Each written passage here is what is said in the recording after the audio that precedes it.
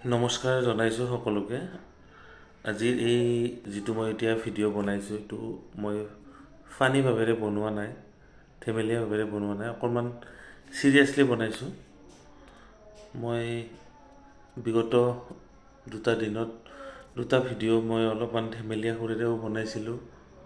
সেইটো কাৰণে কিছুমান মানুহৰ অন্তৰত বহুত তেওঁলোকে দুখ পালে আৰু ময়ো এইটো অনুশোচনা কৰিছোঁ। মোৰ ভুল হৈছিলে বস্তুটো মানে বেলেগৰ অন্তৰত যাতে দুখ নাপায় তেনেকুৱা ধৰণৰ ভাৱে চিন্তা কৰিব লাগে আৰু বেলেগৰ অন্তৰত দুখ দিব নালাগে। মই অনুভৱন কৰিছোঁ কথাটো। মই অকণমান কাহিনীটো আৰম্ভণিৰ পৰা ক'ব বিচাৰিছোঁ। 2011 চনৰ কথা। 2011 চনত মোৰ মা আৰু দেউতাই কৃষ্ণগুৰু ধৰ্ম শৰণ লৈছিলে। মানে মই তেতিয়া পলিটেকনিকত পঢ়ি আছিলোঁ, নগাঁও পলিটেকনিকত পঢ়ি আছিলোঁ। ফোন যোগেৰে মই গম পালোঁ মা আৰু দেউতাই কৃষ্ণগুৰু ধৰ্মত শৰণ লৈছিলে। মই হোষ্টেলত আছিলোঁ। তাৰপিছত কৃষ্ণগুৰু ধৰ্মনো কি সেইখিনি সময়ত যিহেতু বহুত বেছি ইউটিউব বা কিবা এনেকুৱা ফেচবুক এনেকুৱা নাছিলেতো, মই এটা কাম কৰিছিলোঁ, গুগলৰ পৰাই যিটো জয় কৃষ্ণ গুৰু কৃষ্ণ গুৰু এনেকুৱা এটা ভিডিঅ' বা এনেকুৱা এটা অডিঅ' এক নামৰ অডিঅ' এটা মই ডাউনলোড কৰিছিলোঁ। ডাউনলোড কৰি কিনে মই এদিন সন্ধিয়া ধূপ চুপ জ্বলাই কিনে শুনি আছিলোঁ। কিন্তু তেতিয়ালৈকে মই শৰণো লোৱা নাছিলোঁ, কাৰণ আমি হোষ্টেলৰ পৰাতো ঘপককৈ আহিব নোৱাৰোঁ ঘৰত। জাষ্ট ফোনেৰে মাহঁতে কৈছিলে আৰু যে আমি কৃষ্ণগুৰু ধৰ্মত শৰণ লৈছোঁ, মা আৰু দেউতাই কৈছিলে। তাৰপিছত মই মানে শুনি থাকোঁতে নামটো মোৰ মানে দুৱাৰত নক কৰি কেনে আমাৰ এগৰাকী শিক্ষক সোমাই আহি মোক সুধিলে, তুমি কি শুনি আছা? তাৰপিছত মই ক'লোঁ বোলে এনেকৈ কৃষ্ণগুৰু নাম শুনি আছোঁ। তাৰপিছত আৰু তেওঁ মোক তেওঁৰ ওচৰলৈ লৈ গ'ল আৰু কিছুমান কথা ক'লে তেওঁৰ অভিজ্ঞতাৰ বিষয়ে। তেওঁ যিহেতু কৃষ্ণগুৰু ভকত আছিলে বা হয়ো তেতিয়া আছিলে, তো তেওঁ মোক কিছুমান তিতা মিঠা অভিজ্ঞতা তেওঁ ক'লে। আৰু যেতিয়া কথাখিনি শুনিলোঁ মই বস্তুটোৰ প্ৰতি অলপমান ধনাত্মকো আছিলোঁ, অলপমান ঋণাত্মকো আছিলোঁ। এতিয়া কথাখিনি শুনাৰ পিছত যেতিয়া মই বন্ধত ঘৰলৈ গ'লোঁ, মাহঁতে কথাখিনি ক'লে আৰু আচলতে মই শৰণ ল'ব বিচৰা নাছিলোঁ লগে লগে, কিন্তু মা দেউতাই মোক বুলিয়ে নহয়, মোৰ ভাইটিক ভণ্টিক অলপমান জোৰ জবৰদস্তি নিচিনাকৈ কৃষ্ণগুৰু ধৰ্মত শৰণ দিয়ালে। আৰু সেই সময়ৰ কথা, সেইখিনি সময়ত মহাপ্ৰভু গুৰুদেৱ অৰুণদেৱ গোস্বামী, এতিয়া বৰ্তমানৰ যিগৰাকী গুৰুকৃষ্ণ প্ৰেমানন্দ প্ৰভু আছে, তেওঁৰ পিতৃ মহাপ্ৰভু অৰুণদেৱ গোস্বামীদেৱ আছিলে।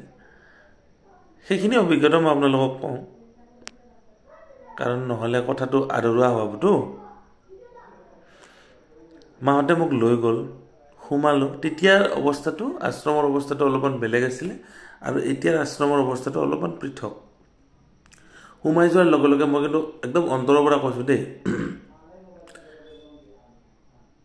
ভৰিখন ধুই যেতিয়া চেণ্ডেলযোৰ খুলি ভৰিখন ধুই ভিতৰলৈ সোমাই গ'লোঁ, খুব ভাল ভক্তি, মানে মন্ত্ৰত এনে ভক্তি আহি গ'ল।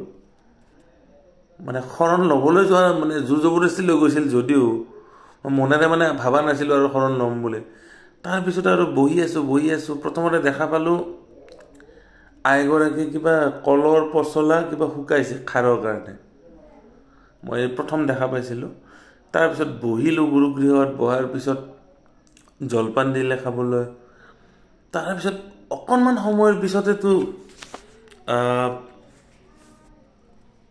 দেখা পালোঁ এগৰাকী খুব ওখ এগৰাকী মানুহ মোৰ ওচৰলৈ আহিল। খুব ওখ আৰু মই যেতিয়া চালোঁ অত্যাধিক ওখ দেখা পালোঁ তেওঁক। একদম ওখ বগা সাজপাৰ পিন্ধা, তাৰপিছত ভৰিত মোজা আছিলে। তাৰপিছত ক'ব নোৱাৰোঁ কি হ'ল, মই নিজে নিজে মানে তেওঁৰ ভৰিত মানে মই সেৱা কৰিলোঁ। সেয়া কৈছে আশীৰ্বাদ দিলে।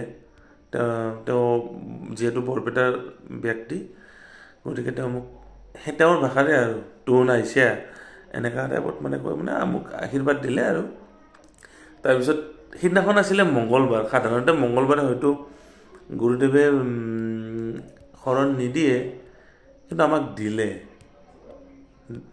মংগলবাৰ আছিল নেকি, মই পাহৰি গৈছোঁ দেই, বহু বছৰ আগৰ কথাটো। কিন্তু শৰণ দিলে। শৰণ দিয়াৰ পিছত কিন্তু মই আকৃষ্ট হ'লোঁ কৃষ্ণগুৰু ধৰ্মৰ প্ৰতি। খুব ভাল লাগিছিল, মানে সুন্দৰ আৰু মানে যাওঁ পালনামতো মই গৈছোঁ বা প্ৰত্যেক বছৰে ভাল লাগে। কিন্তু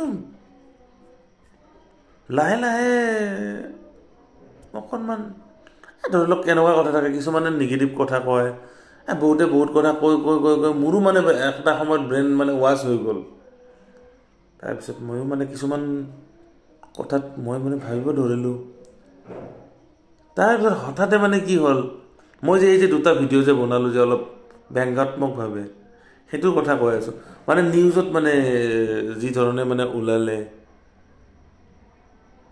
গুৰুকৃষ্ণ প্ৰেমানন্দৰ অদিল লোৱাৰ কথা, কিবাৰ কথা, মোৰ মানে মনত এটা দুখ লাগি গ'ল, খুব দুখ লাগি গ'ল আৰু। কাৰণ আমিওতো দিওঁ, বা মোৰ ভাইটিয়েও দিয়ে, ময়ো দিওঁ, বা আমাৰ ঘৰৰ পৰাও দিওঁ, বেলেগ ৰাইজেও দিয়ে।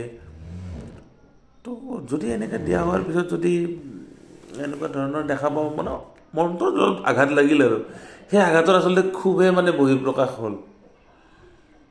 মই আচলতে ভিডিঅ'টো বনাব নালাগিছিল, কিন্তু ভিডিঅ'টো ব্যংগাত্মকভাৱে বনালোঁ। কিছুমান মানুহে অন্তৰত, কিছুমান ভকতে অন্তৰত দুখো পালে।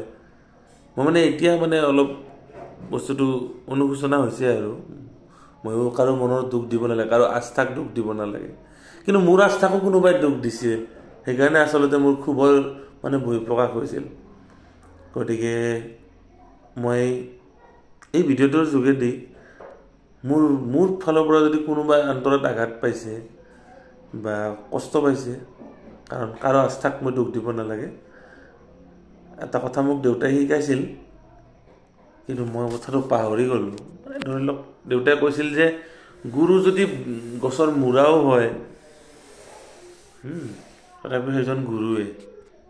কিন্তু এতিয়াও কিন্তু মই কৃষ্ণগুৰু ধৰ্মত থাকোঁ বা নাথাকোঁ বা যি হওঁ ভৱিষ্যতলৈ, কিন্তু মই অন্তৰৰ পৰা কিন্তু মহাপ্ৰভু যিগৰাকী মই য'ত মানে শৰণ লৈছিলোঁ, অৰুণদেৱ গোস্বামী অৰ্থাৎ মহাপ্ৰভু, নামটোও ল'বলৈ ভয় লাগে, তেখেতক কিন্তু মই অন্তৰৰ পৰা মই কেতিয়াও পাহৰিব নোৱাৰোঁ। আৰু মই তেখেতক সদায় গুৰু মানি থাকিম। কিন্তু আজিকালি অলপমান আধুনিকতাৰ প্ৰভাৱ পৰি হয়তো অকণমান কিবা হৈছে, বা মোৰ নজৰত হয়তো মই শুদ্ধ হ'ব পাৰোঁ, বা বেলেগৰ নজৰত হয়তো মই ভুল হ'ব পাৰোঁ। সেইবোৰ আৰু ইমান মই চালি জাৰি নাথাকোঁ। অৱশেষত মই এইটো কথাই ক'লোঁ যে আপোনালোকৰ যদি কৃষ্ণগুৰু ভকতে যদি মোৰ ভিডিঅ'ৰ দ্বাৰা কোনোবাই আঘাত পাইছে বা মনত দুখ পাইছে বা আস্থাত যদি কিবা হেৰি হৈছে, মোক ক্ষমা কৰিব। মই এইটো বিষয়ৰ ওপৰত আৰু ভিডিঅ' নবনাওঁ। আপোনালোকৰ আস্থাত মই হেৰি নকৰোঁ। মই এতিয়া গুৰুক মানে মহাপ্ৰভু অৰুণদেৱ গোস্বামী প্ৰভু মহাকৃষ্ণ গুৰু, তেখেতক মই মানে গুৰু মানিলোঁ। কিন্তু মই মানে কি গুৰুকৃষ্ণ প্ৰেমানন্দ প্ৰভুক তাৰমানে মই অন্তৰৰ পৰা মানিব পৰা নাই। এতিয়া এইটো মোৰে দুখ, মই বেলেগক দুখিবও নাযাওঁ। ক্ষমা বিচাৰিছোঁ মই সেইটো কাৰণে। এতিয়া আপোনালোকে দুখ ধৰি নাথাকিব আৰু মোক। মানে মই মনলৈ কিছুমান প্ৰশ্ন আহে। ধৰি লওক গুৰুদেৱক মই মানিলোঁ, গুৰুদেৱৰ পিছত তেওঁৰ পুত্ৰ কেনেকৈ গুৰু হ'ব পাৰে, কিবা হ'ব পাৰে, এই প্ৰশ্নবিলাকে মানে মোৰ মূৰত মানে সদায় হেৰি কৰি থাকে। গতিকে আৰু বেছি মই এই বস্তুটো আৰু বেয়া বা হেৰি লৈ সমালোচনা কিবা লৈ মই নাযাওঁ আৰু। এইখিনিতে মই সামৰিলোঁ। আৰু মই এইবোৰৰ ওপৰত ভিডিঅ'ও নবনাওঁ। আৰু আপোনালোকে যদি অন্তৰৰ পৰা যদি কিবা অন্তৰত দুখ পাইছে, আঘাত পাইছে, মোকো ক্ষমা কৰি দিব। ধন্যবাদ। জয় কৃষ্ণ গুৰু।